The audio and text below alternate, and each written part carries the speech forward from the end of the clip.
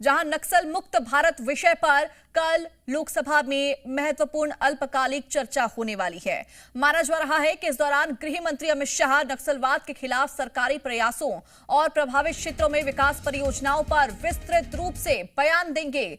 चर्चा का मकसद 31 मार्च 2026 तक देश को नक्सलवाद से पूरी तरह मुक्त करने के वादे की समीक्षा करना है।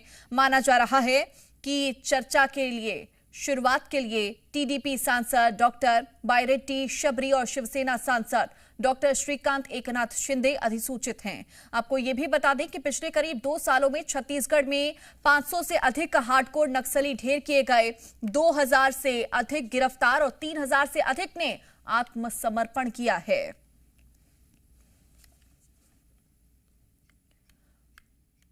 और ज्यादा जानकारी के साथ हमारे संवाददाता सत्यप्रकाश रायपुर से जुड़ चुके हैं लाइव। सत्यप्रकाश, लगातार नक्सलवाद पर प्रहार करने की कोशिश की गई और उसमें बड़ी सफलता मिलती हुई भी नजर आई। अब तो डेडलाइन भी बेहद करीब, 31 मार्च 2026।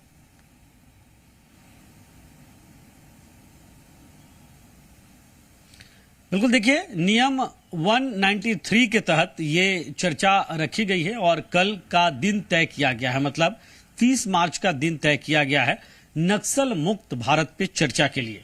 टीडीपी और शिवसेना के सांसद अधिसूचित है इसके लिए, इसकी शुरुआत करने के लिए। और बहुत खास मौका रहने वाला है लोकसभा में भी। इसलिए खास मौका रखने वाला है क्योंकि करीब 35-40 सालों से देश के अलग अलग राज्य, अलग अलग हिस्से नक्सलवाद के दंश से, नक्सलवाद के नासूर से जूझ रहे थे। मैं इसलिए कह रहा हूं क्योंकि लगभग कई दफा नक्सलवादियों के मुठभेड़ों के बीच, कई दफा जब नक्सलवादी बड़ी घटनाओं को अंजाम देते थे, कई दफा तब जबकि बेहद दुखद शहादतें हुआ करती थी, उस वक्त में हम लोग नक्सल प्रभावित इलाकों में रिपोर्टिंग के लिए जाया करते थे और एक एक मंजर को देखकर दिल दहल उठता था। इसलिए मैंने थे शब्द लगाया क्योंकि अब बमुश्किल से मुझे लगता है कि मामूली और बहुत ही कम दर्जे के नक्सली अगर बचे भी होंगे तो बचे होंगे। हालांकि 1-2 ऐसे बड़े नाम हैं, लेकिन वो भी कहीं किसी दूसरे देश या कहीं छिपे हुए हैं जिनकी तलाश जारी है। संभावना है कि कल परसों में या तो सरेंडर करेंगे या मारे जाएंगे। जो सरेंडर नहीं कर रहे हैं वो मारे जाएंगे, ये भी तय माना जा रहा है क्योंकि स्पष्ट तौर पे अल्टीमेटम दिया जा चुका है कि 48 से 72 घंटे के बीच का वक्त है, नहीं तो फिर उन्हें ढूंढ के खत्म किया जाएगा।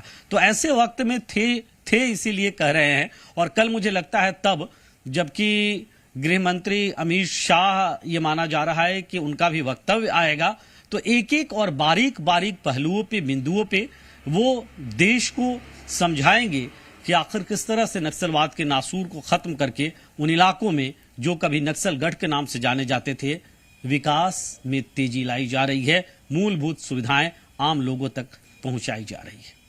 ठीक है, बहुत शुक्रिया सत्यजीत तमाम जानकारी के लिए। आपकी बात से भी हम समझ पा रहे हैं कि किस तरह से नक्सलवाद के ऊपर बड़ा प्रहार किया गया। और चलिए, सुकमा से एक बड़ी खबर सामने आ रही है, उसका रुख करते हैं। मुठभेड़ में एक नक्सली ढेर हो गया है। हथियार समेत मारे गए नक्सली का शव भी बरामद कर लिया गया है। 5 लाख का इनामी था नक्सली मुचाकी कैलाश। सुरक्षा बलों का सर्चिंग अभियान अभी भी जारी है। तो 5 लाख का इनामी नक्सली मुचाकी कैलाश ढेर हो चुका है और लगातार ये प्रहार किया जा रहा है। चूंकि 31 मार्च 2026 ये डेडलाइन बेहद करीब है।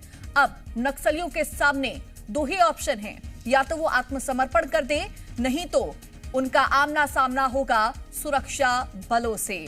तो बोली और गोली, ये 2 ऑप्शंस नक्सलियों के सामने। चूंकि 31 मार्च की डेडलाइन अब बेहद करीब है और इसी के साथ ही बड़ी सफलता इससे पहले मिल गई है। 5 लाख का एक इनामी नक्सली भी ढेर हो चुका है।